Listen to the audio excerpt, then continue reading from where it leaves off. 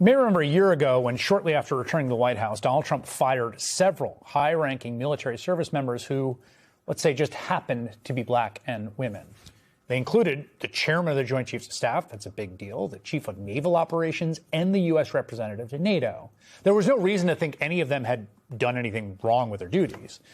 Well, today, the New York Times is out with explosive new reporting that gives a little insight into the decisions being made at the Pentagon. The Times reports that this month, Secretary of Defense Pete Hegseth is, quote, unilaterally blocking the promotion of 4 Army officers to be one-star generals, something it's not even clear he has the legal authority to do. It's really, really irregular. The Times explained that 2 of the officers targeted by Hegseth are black and 2 are women. They all had, quote, decades-long records of exemplary service. But Hegseth removed them from a promotion list that consists of about 36 officers, most of whom are white men. The Times is reporting, based on interviews with 11 current and former military officials, 3 of them told the Times about a dust-up last summer. Listen to this. It was between Hegseth's chief of staff, Ricky Burria, and the Secretary of the Army, Dan Driscoll. Now, the Times reports, quote, that Burria chastised the Army Secretary for selecting Major General Antoinette Gant, a combat engineer who served in Iraq and Afghanistan, to take command of the military district of Washington, located there in D.C.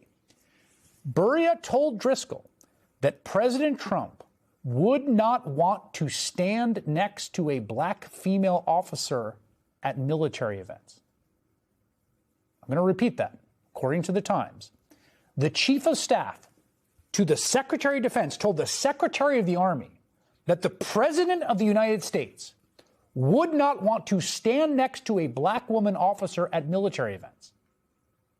Now, in that one case last year, the Times reports that Driscoll argued with Burria that, quote, the president is not a racist or sexist. Let you be the judge of that.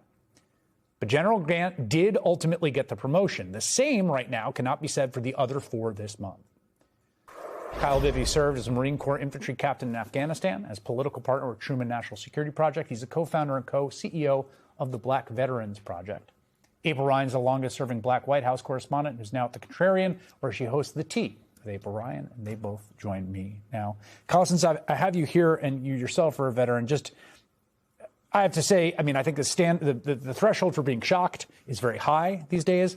I found that quote almost knocked me out of my chair. What's your reaction to it?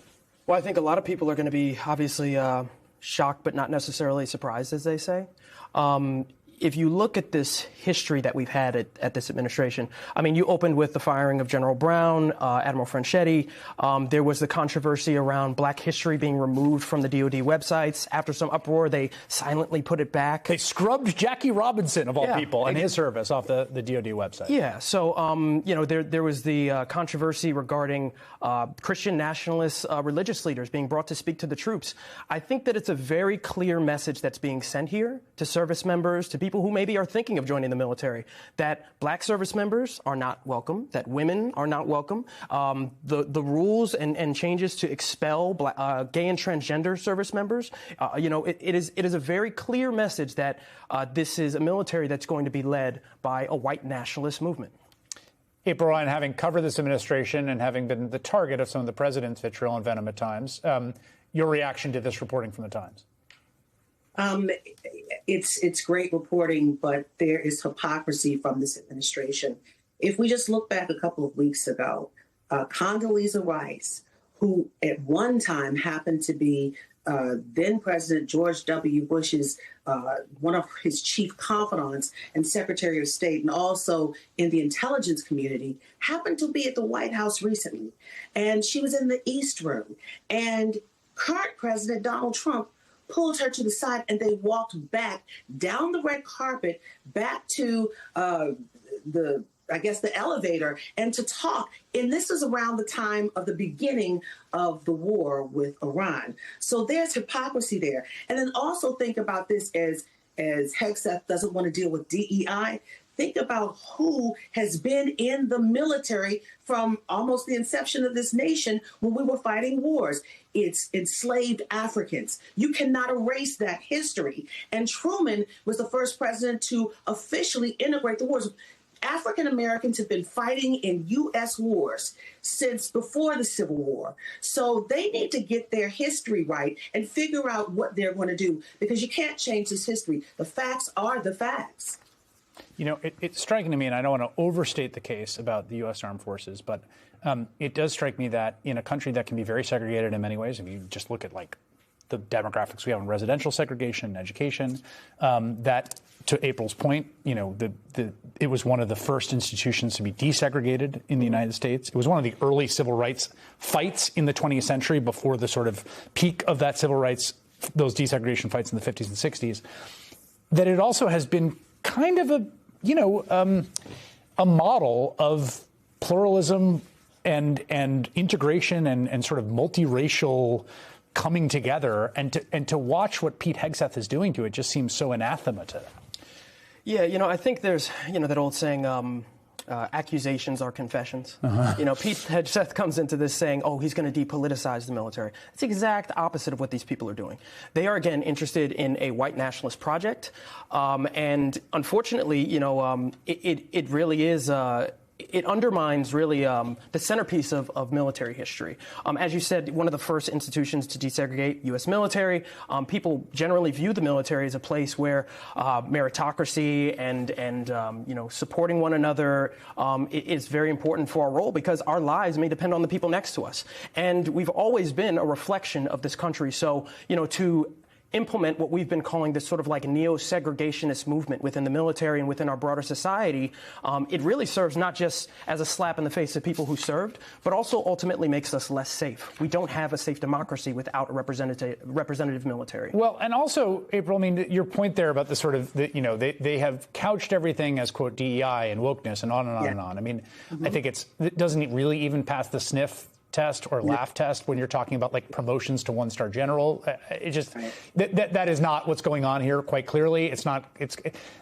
But it seems to me that they have used that rhetoric to basically smuggle in what is just very old-fashioned discrimination, like not giving someone a promotion because they're black or a woman is just a straightforward violation of the 14th Amendment of the U.S. Constitution, illegal under statute, but also just the oldest thing in the book. It's not, there's nothing newfangled about it.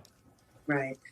Chris, I can't help but think, just hours before we go into the No King's Day, this is once again an effort to gin up the base. But I also think about the fact that this is something that can quell the morale or quench the morale, let's say that, of black service members. What is it? How many, what's the percentage of black service members in the infantry? About 40%. If I were black and hear that, I would say, well, why am I here? I can't, there's no room to rise. And I can't also help but think about the late, great General Colin Powell, who believed in affirmative action. He was a Republican. Many Republicans didn't agree, but he understood the basis of what the military was founded on. And he kept promoting that. And then you have Hegseth, who is anti-woke, anti-DEI. This administration is making it clear who they support and who they don't, but they're not standing with what has happened in the Republican Party and what this country has done when it comes to the military. Who would want to support and fight in the military, seriously, when if you are a minority thinking that you have no room to rise to greater heights? Yeah, that point, I mean, we're having this conversation as U.S. members are being deployed, service members are headed to the Gulf for a possible to be sent into a extremely dangerous ground invasion of Iran. And the folks that are on those transports are black and white and Latino and Asian and gay and straight and all the sort of panoply of American life. And this is something they're going to be reading on their phones as they head towards that danger. Yeah, it's a real slap in the face, you know, to think that you would be sent downrange on a mission, you know, another potentially endless war in the Middle East with no defined strategy or goals. And then you're going to come back to the United States and have Pete Hegseth cherry pick your promotion after your peers go through a robust process of determining whether or not you're worthy of that rank. It's a slap in the face. And quite frankly, you know, it's going to undermine the morale of the troops, I'm sure. Kyle Bibby and April Ryan, thank you both for making a little time for us tonight. Appreciate it. Thank you.